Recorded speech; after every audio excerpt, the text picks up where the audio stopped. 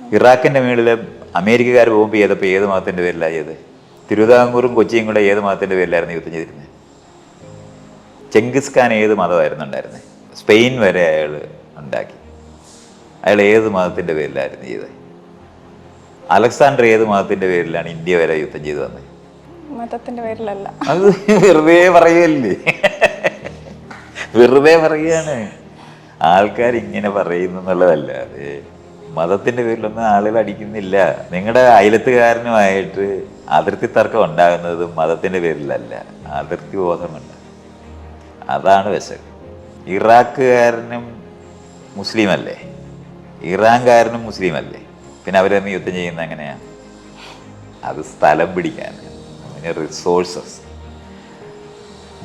നമ്മൾ ജീവിക്കാൻ ആവശ്യമായിട്ടുള്ള സമ്പത്തുണ്ടാക്കുന്നതിനും അത് മറ്റുള്ളവരുടെ കയ്യിലിരിക്കുന്നെങ്കിൽ അത് അടിച്ചു മാറ്റാനും വേണ്ടി ഇതെല്ലാം പറയും.